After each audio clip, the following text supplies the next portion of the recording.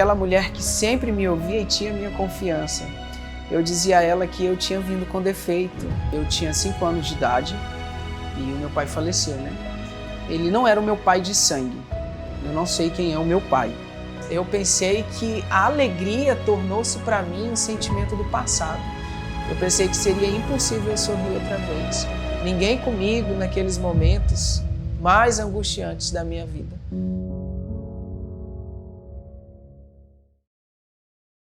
Helder Oliveira sou eu, meu nome é Helder Carlos Soares de Oliveira, né? Mais conhecido como Helder Oliveira nas redes sociais. Nasci dentro de uma família umbandista. Meu pai, ele era umbandista, né? Minha família paterna, minha mãe também. Então, assim, eu passei poucos anos nesta família, até porque quando meu pai faleceu, eu tinha 5 anos de idade.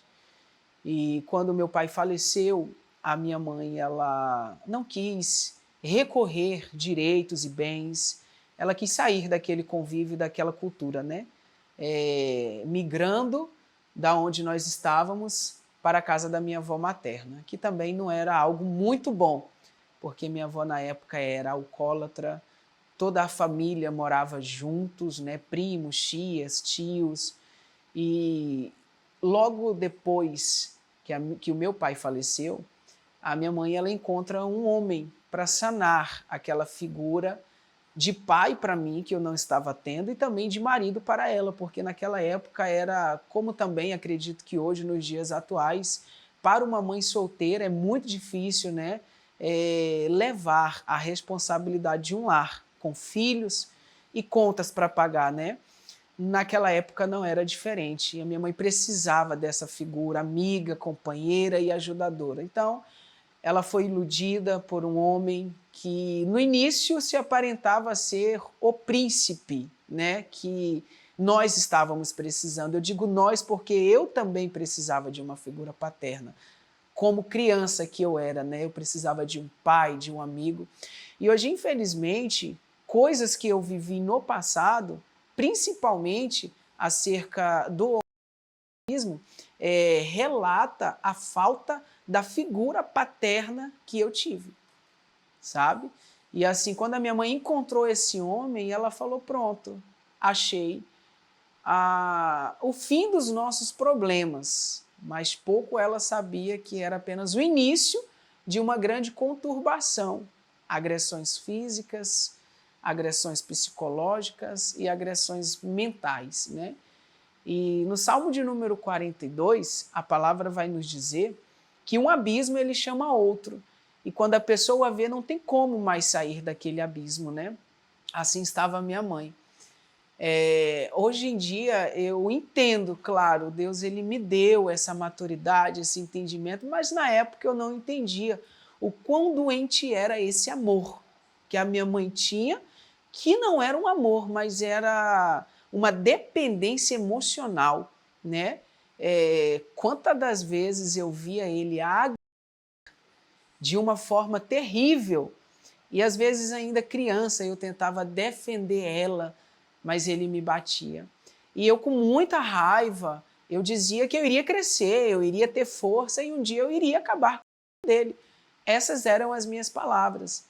E eu me dirigia com a minha mãe dizendo, mãe, vamos embora, né? Éramos somente nós dois antes dele. E ela falava para mim, meu filho, se ruim está com ele, pior será sem ele. Era a frase que a minha mãe dizia. Com o tempo, eu tive que suportar, né, todos esses anos. E com 5 anos eu fui pouco antes de conhecer esse meu padrasto. Eu fui abusada por um vizinho que tinha acesso à nossa casa, por uma pessoa que tinha confiança da nossa família. E o mais impressionante é que no ato a igreja não estava lá, o pastor, as pessoas que me amavam e que cuidavam e que eram responsáveis de mim não estavam lá para me ajudar. E eu queria falar, eu queria gritar por socorro, mas eu tinha medo, eu tinha muito medo do que poderia acontecer com a minha mãe, comigo e com a minha família. Então, assim, eu fui guardando para mim até os 10 anos de idade. Quando eu cheguei para minha mãe, eu não aguentei mais. E eu falei para ela.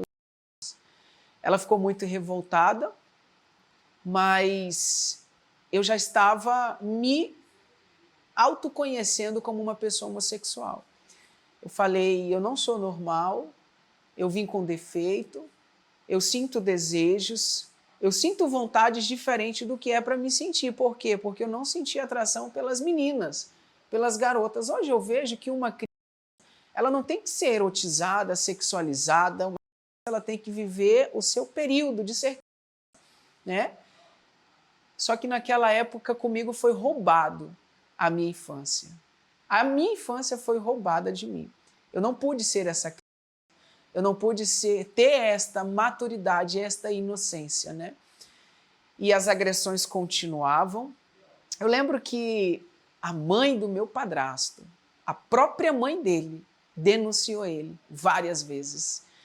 E nós tínhamos que mentir, principalmente eu, quando chegávamos na frente do juiz, porque minha mãe pedia para eu mentir, dizer que ele era uma pessoa boa, e de fato ele era, quando ele não bebia, quando ele não usava o álcool, mas porque ele era alcoólatra, mas quando ele tomava o álcool, ele se transformava, né? Então, assim, muitas das vezes, nas audiências, eu tinha que mentir a pedido da minha mãe para ela não ver ele preso, né?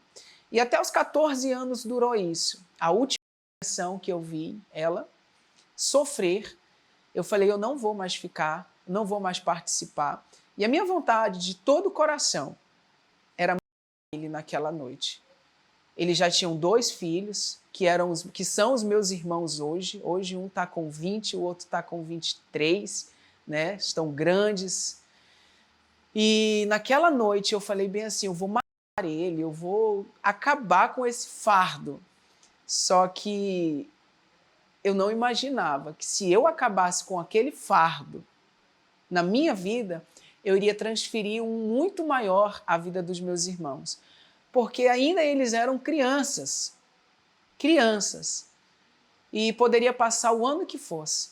Eles sempre iriam olhar para mim como se eu fosse o filho do pai deles. E eu não queria isso para mim. Eu lembro nessa noite que eu estava com uma arma branca na mão, e ele estava de costa para mim, batendo na minha mãe, e eu estava no fundo da cozinha. E na minha mente foi que eu ia correr em cima dele e eu ia... Mas naquele momento passou isso na minha cabeça.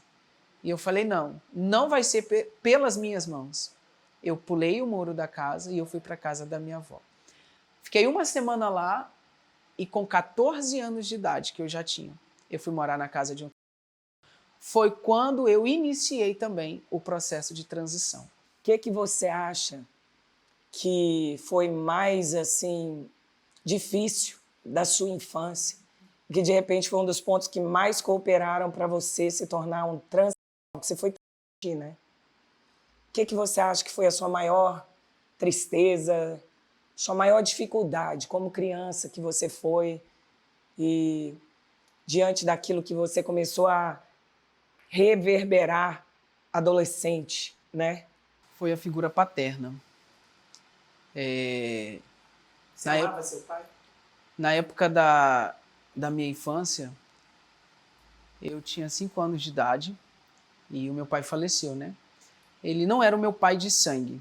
Eu não sei quem é o meu pai, né? Mas esse era o homem que tinha me registrado. Uau! Então você não sabe quem era o seu pai? Não. Então você meio que perdeu o pai 2 vezes. Você perdeu o primeiro, que não conheceu. Perdeu aquele que você amou, porque morreu e você era muito precoce. Eu tinha 5 anos quando ele faleceu. E quando ele faleceu, a minha mãe... Você lembra ainda? Eu tenho poucas memórias, poucos reflexos, né? De quem era ele. Você está com quantos anos? Eu tô com 30 hoje. 30 anos. Você acha que isso foi o ponto principal de você ter perdido a sua identidade? Eu acredito que o ponto que me levou mais a perder o norte da minha vida foi as ações físicas que eu convivi, que eu observei, né, quando criança, porque quando meu pai faleceu, o meu pai que me registrou, eu tinha 5 anos de idade. Então, assim, num curto período de tempo, minha mãe encontrou um outro rapaz e ambos se casaram, né? Então, eu pensei que era o fim daquela tristeza e dificuldade que nós passávamos, mas era apenas o início de toda uma tribulação. Você pensou que ia resolver o problema, criou outro problema muito maior, porque o herói que eu vi, a figura paterna que eu chamei até de pai para mim, né? Você chamava ele de eu pai? chamei ele de pai, eu cheguei a chamar ele de pai. E quando eu vi a primeira vez ele bater na minha mãe, foi como se acabasse tudo aquilo. Você continuou chamando ele de pai? Ou não? E eu não continuei mais chamar ele de pai, então eu chamava ele de tio. Só que eu fazia o gosto da minha mãe, mas eu não gostava mais de morar naquela casa, porque toda semana, praticamente, ele bebia nela. Porque ele era alcoólatra, ele bebia, e ele era um cara muito legal. Ele, quando ele estava sem o efeito do álcool, ele era o cara que me chamava de filho, que me colocava nos braços, que me levava para passear, que gostava de mim, que me abraçava. Só que quando ele tomava o álcool, ele se transformava, né? Era uma possessão, um ciúme, brigas, discussões e agressões. E eu ficava muito sem saber o que fazer, tentando defender a minha mãe, mas eu não tinha forças o suficiente, né? Findava que eu também era agredido. Então eu acredito que o que me deixou mais confuso concernente à minha identidade foi essas físicas, as mentais e as psicológicas. E você acha que você pensou quando você foi para o terapeuta? Assim, o que se passou na sua cabeça? Conforme os abusos que eu sofri na minha infância, né, conforme os aliciamentos que eu fui sofrendo, os desejos, né, foi aparecendo e eu não soube lidar. Eu falava para minha mãe, que sempre foi a minha confidente, a minha amiga, a minha psicóloga, a minha psiquiatra, a minha mentora, aquela mulher que sempre me ouvia e tinha minha confiança. Eu dizia a ela que eu tinha vindo com defeito. Eu era uma criança não normal, diferente dos demais colegas que eu tinha, porque eu não me interessava por garotas, eu não queria brincar com coisas que meninos brincavam e eu não queria estar no meio dos meus colegas homens, né? Porque eu não tinha aquela figura, eu não tive aquela figura paterna, porque a figura paterna que era para me ter não me ajudou, não me amou, pelo ao contrário, me feriu, me machucou, traiu a minha confiança, né? E machucou a pessoa que eu mais amava, né? Sua mãe morreu há quanto tempo? Minha mãe morreu em 2016. Eu acredito que o fato dela ter morrido, alguns podem até discordar, mas foi um propósito muito de Deus para que eu encontrasse de fato a minha verdadeira identidade, na bagunça de vida que eu estava vivendo. Você conheceu Jesus como? Quando eu conheci Jesus foi em 2013, num período em que eu mergulhei em um profundo abismo de angústia e tristeza. Sim. Já tentou já várias vezes. Eu pensei que a alegria tornou-se para mim um sentimento do passado. Eu pensei que seria impossível sorrir outra vez. Ninguém comigo naqueles momentos mais angustiantes da minha vida. Mas, todavia, minha mãe, ela estava comigo, né?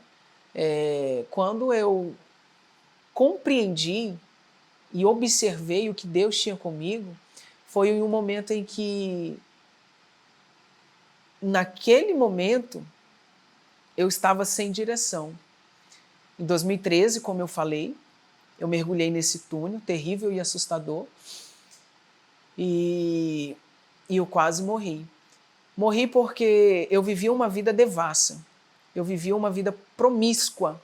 Você chegou a se prostituir? Demais. Com 14 anos, né? Com 14 anos eu iniciei o processo de transição e saí do meu estado. Eu lembro que quando eu decidi sair do meu estado, logo após a última que eu vi o meu padrasto fazer com a minha mãe, eu chamei ela. Eu falei, mãe, eu quero ir embora daqui. Eu não aguento mais viver nessa cidade, nesse estado. Estado esse que onde a minha infância foi roubada, cidade onde a minha inocência foi tirada de mim.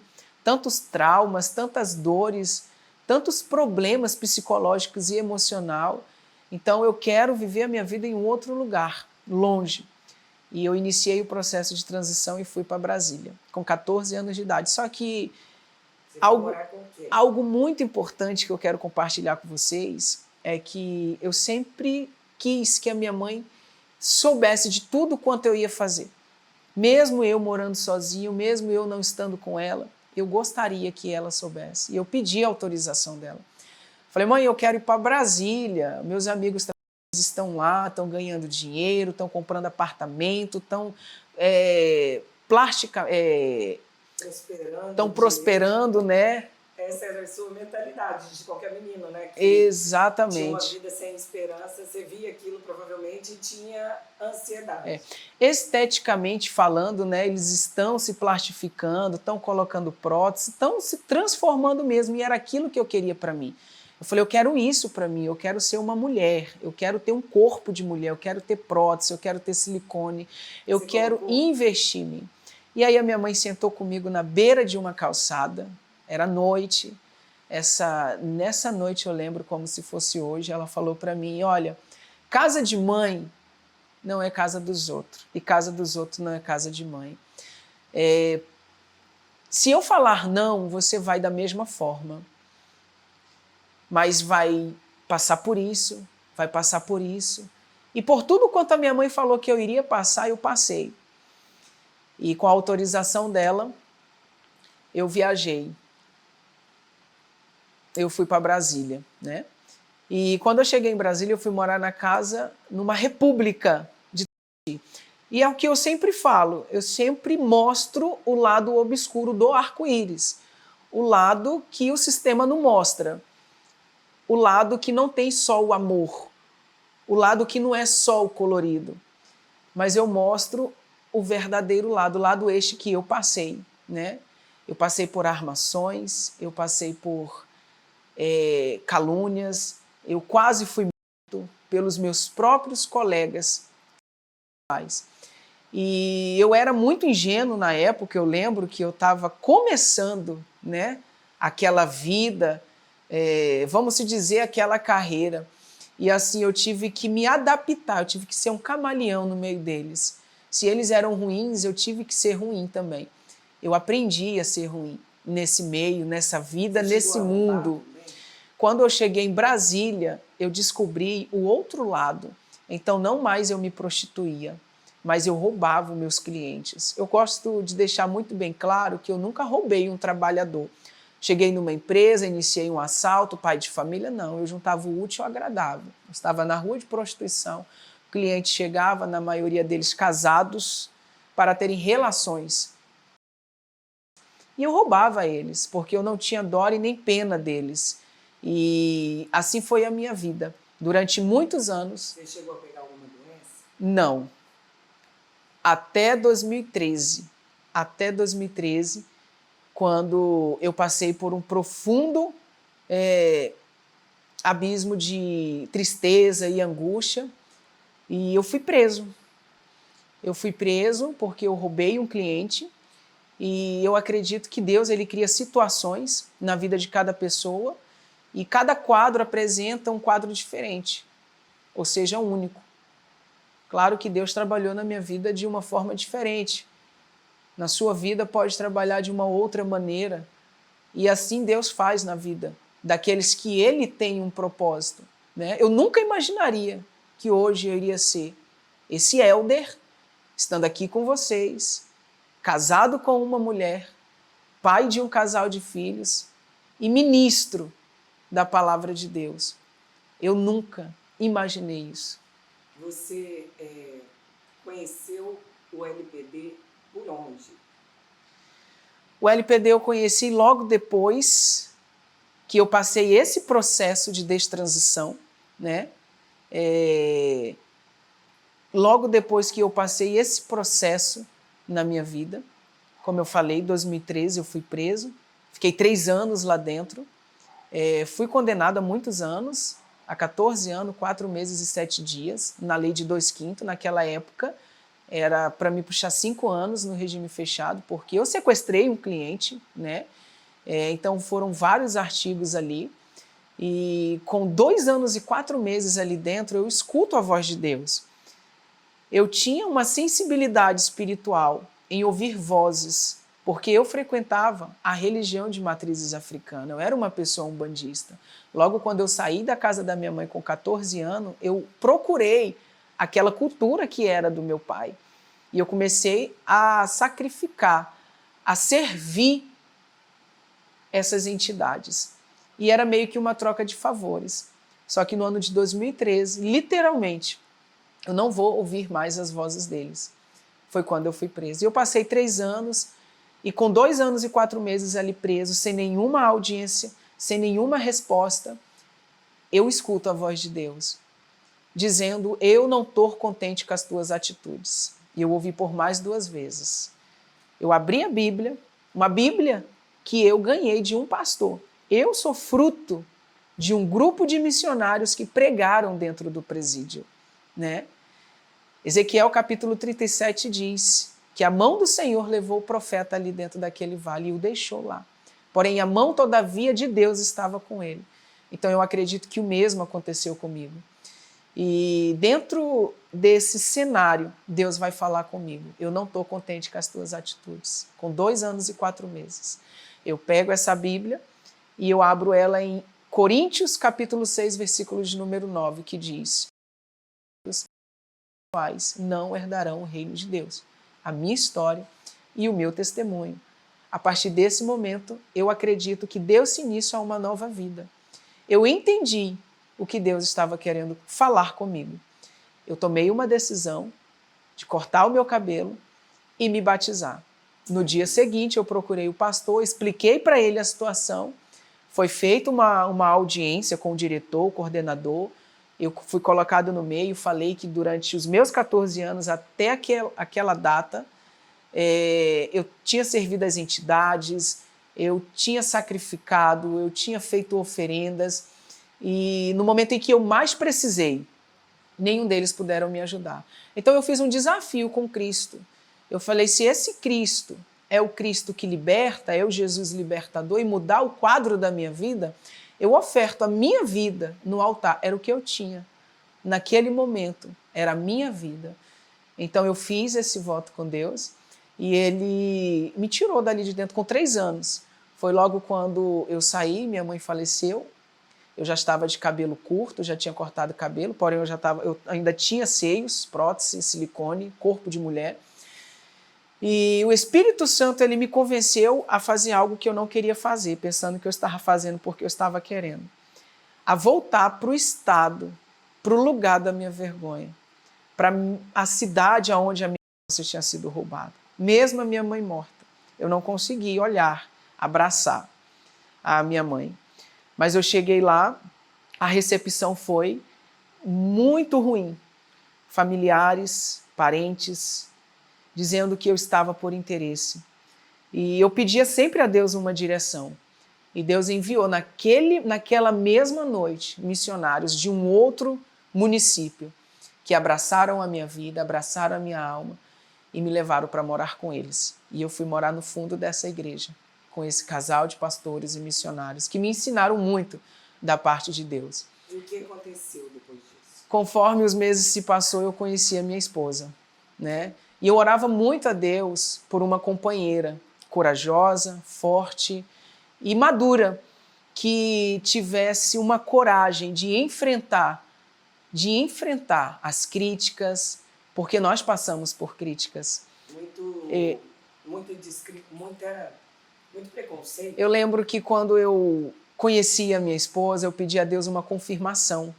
Eu senti algo diferente quando eu vi ela.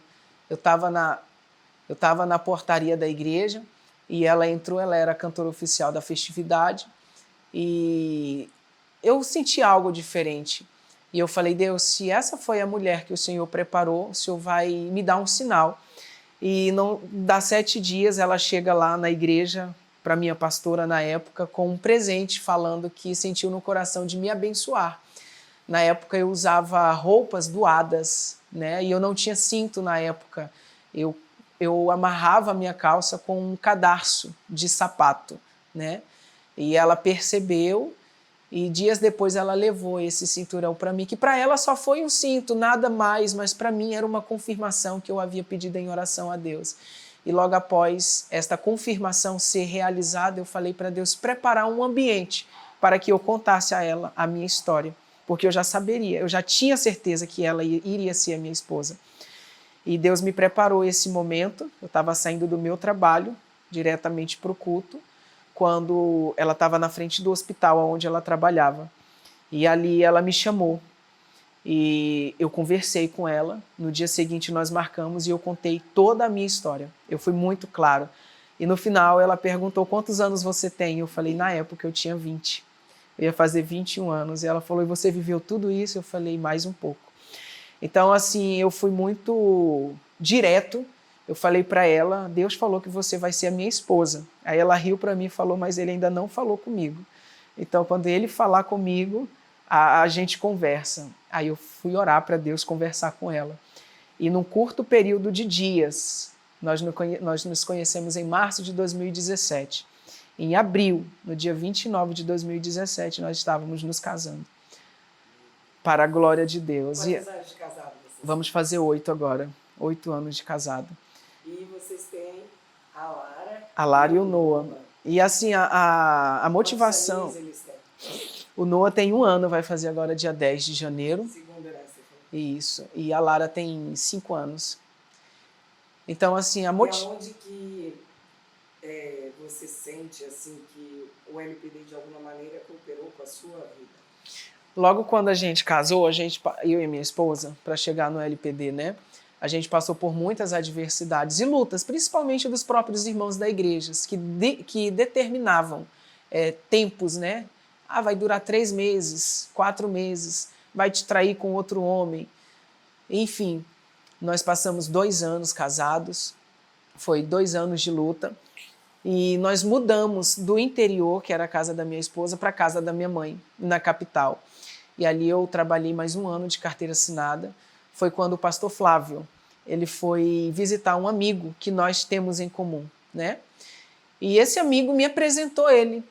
E assim, eu ainda não tinha visto outras pessoas com a mesma história que a minha. Então, conhecer o Flávio e conhecer esse ministério foi me encontrar. Foi falar: eu não estou sozinho, né? Foi meio que entender que existe pessoas além de mim que tem também esse direito, né? E quando eu conheci o Flávio, eu chamei ele, eu entrei em contato com ele, eu insisti muito, eu fui muito insistente, chamei ele para vir para minha casa, né? Fui que nem o príncipe Jairo quando encontrou com Jesus, né? Ele chamou Jesus para ir na casa dele. E eu insisti muito para que o Flávio fosse na minha casa. Ele conheceu a minha história. Né? E o pastor Flávio, ali naquele momento, ele viu a minha necessidade. A minha necessidade que eu tinha seios e glúteo. Só que em nenhum momento, pastor... Você tinha sonho de tirar? Em nenhum momento eu cheguei para ele e eu falei: pastor Flávio, me ajuda. Por mais que eu conhecia a história que ele ajudava rapazes a fazer esse procedimento de transição. Porque, para mim, o procedimento de transição, desde o início, não foi o foco, não foi o principal. Porque o processo de destransição nós temos que ter na mente. Romanos 12, 2. É a principal destransição que nós temos que ter. É de dentro para fora, para depois cuidar o de fora para dentro.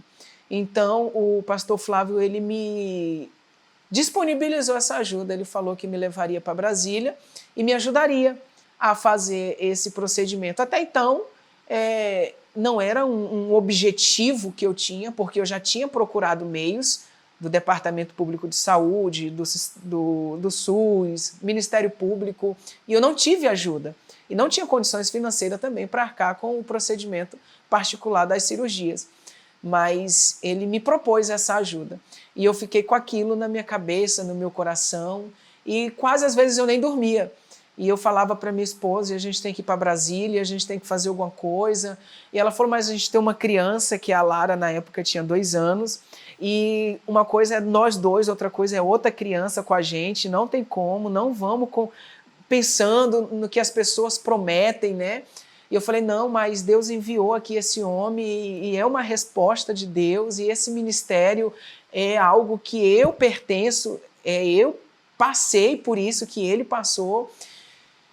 E passou alguns meses, o pastor Flávio me levou para Brasília, né? De tanto eu insistir. Tem um ditado que é fato, água mole em pedra dura, tanto baixa até que fura, né? De tanto eu insistir, o pastor Flávio me levou. E durante 6 meses, o pastor sempre me ajudava com uma ajuda de custo, durante esses 6 primeiros meses que a gente ficou lá, né? Para a gente se manter naquele lugar. E conforme eu estava ali, em Brasília, eu ia para a Câmara dos Deputados. Porque enquanto o pastor Flávio lutava em São Paulo, usando a sua vida nas redes sociais, fazendo os vídeos, cuidando de outros rapazes, eu ia na Câmara dos Deputados dizer, eu sou real, eu existo, eu estou aqui, eu tenho família, eu sou um pai, eu tenho uma filha, na época eu não tinha Noah ainda, e o pastor, com a sua influência, ele conseguiu a minha cirurgia esta dos seios, né, que eu consegui fazer no ano retrasado, em 2023, isso, em 2023, em janeiro de 2023, e eu consegui fazer essa cirurgia dos seios, né, para retirar, porque nós não tivemos a ajuda do Ministério Público em Brasília. Eu tive várias audiências, mas a gente não teve ajuda, me negaram. Então, o pastor Flávio com a LPD foi o único que te ergueu a mão. Isso, o pastor Flávio, com a sua influência, conseguiu, por intermédio do vice-presidente da Câmara dos Deputados, né, ali a ajuda não somente para mim, mas também conseguiu encaixar, acho que 3, eu sei que foi 4 rapazes que a gente conseguiu realizar esse sonho. Sim, foi o Jefté. O Rony não chegou a fazer no SUS, né, mas o LPD arcou com todas as despesas, né, e logística do gasto, que é exames e todo o procedimento antes operatório, né? Transporte, isso. Alimentação. Então, assim, eu consegui realizar esse sonho, né? Qual o seu sonho hoje? O meu sonho hoje é, por intermédio, né, das nossas vidas, não somente a minha, mas a vida do pastor Flávio, do Ministério LPD, que tem alcançado aí muitas pessoas que não têm voz e vez para com a sociedade. O meu objetivo é que nós tenhamos esta oportunidade de falarmos, né? Para que a sociedade venha ver que existe a possibilidade de mudar, de ser transformado, né? Falando... Você é grato pelo Ministério LPD? Eu sou muito grato, porque logo após que eu fiz esse procedimento de cirurgia dos seios, que eu achei que já era impossível, né? Eu consegui. Foi um sonho Isso. E logo depois eu consegui fazer o do glúteo, que era o mais desafiador possível, porque o dos seios a gente conseguiu por intermédio da influência do pastor Flávio e do Ministério Libertos por Deus no SUS, né? Mas, assim, o glúteo foi no particular. E, assim... Corre risco de vida, às vezes. Corre, porque era 4 litros de silicone. Industrial, injetado. Então, assim, só a cirurgia era 36.580, fora a logística de gastos, de exames, remédios, o pós-operatório, né? Então, assim, graças a Deus, o Senhor abençoou com que pessoas ajudassem. Hoje eu só consegui, né, retirar esse produto porque pessoas ofertaram no ministério, porque pessoas confiaram, né, na vida do pastor Flávio, a administração, para fazer aí essa obra na minha vida. Então, essa segunda cirurgia foi feita, né, do meu glúteo. E nesse momento, quando eu fiz essa cirurgia, eu até conversei com meu amigo pastor Flávio. Eu falei, pastor, agora eu acho que eu vou voltar para o meu estado, voltar para a minha cidade e viver com a minha família, quietinho lá, tranquilo.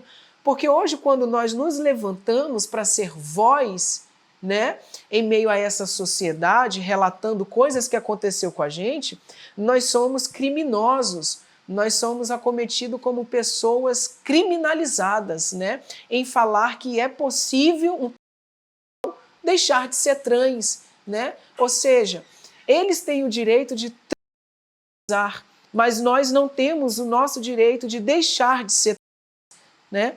Então, assim, eu queria sim viver longe dessa guerra, parar de ser ameaçado, parar de ser criticado, parar de ser zombado nas redes sociais, muitas das vezes, e viver com a minha família. Mas, ao mesmo tempo, o Senhor disse para mim, né? Existe uma grande obra, existe um grande ministério. E esse ministério ele não vai ficar somente aqui no Brasil. Ele vai expandir para os 4 cantos desta terra. Porque assim como a militância do movimento e o sistema cresceu, da mesma forma acontecerá um avivamento. Deus vai libertar muitos gays, muitos trans. E é isso que Deus falou comigo. E eu falei, não, eu vou continuar aqui em Brasília, vou ajudar o pastor Flávio, vamos dar as mãos e vamos trabalhar para Jesus. Então eu continuo na Câmara dos Deputados, sempre nas reuniões, nas comissões, caminhando pelas galerias, batendo na porta dos direitos humanos, dizendo que nós somos reais, nós existimos, nós temos esse projeto Libertos por Deus, e este projeto vai avançar, né, querendo o sistema, a militância, sim ou não, mas nós vamos avançar e nós vamos dizer que nós somos reais. Você sonha em ser um grande político e ajudar a causa LPD e a causa daqueles que querem ser transformados e ser o que Deus chamou para eles serem? Pastora, depois que eu fiz essa cirurgia, Deus falou muito isso no meu coração, porque a dificuldade que foi para nós fazermos essa cirurgia foi muito grande. Eu tive acho que umas 6 audiências com o Ministério Público. Na última eu não aguentei mais, eu chorei na audiência, a promotora, eu falei, até quando vocês vão ficar me empurrando? Eu tenho 2 filhos, eu tenho uma esposa, eu sou casado, né? Eu tenho uma família, eu já estou decidido do que eu quero ser. Por que vocês não liberam esse laudo?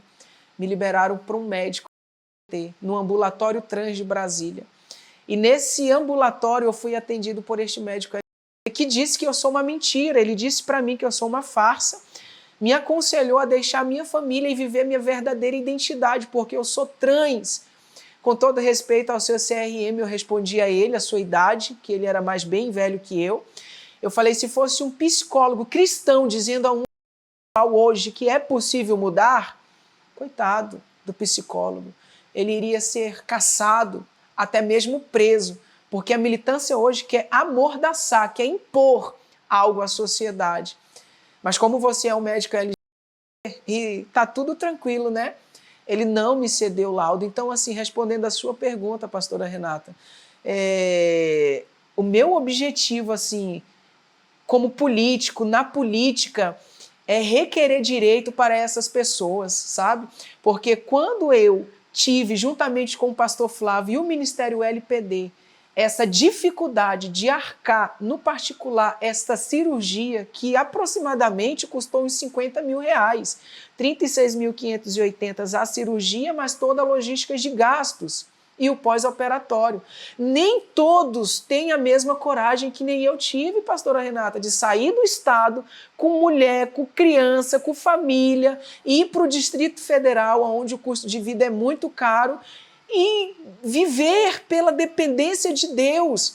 Não tem, nem todos vai ter essa coragem. Então, eu conversei com o pastor Flávio, eu falei, pastor, a gente tem que ir mais a fundo, a gente tem que ir mais profundo, a gente tem que alcançar as pessoas grandes, a gente tem que chamar atenção.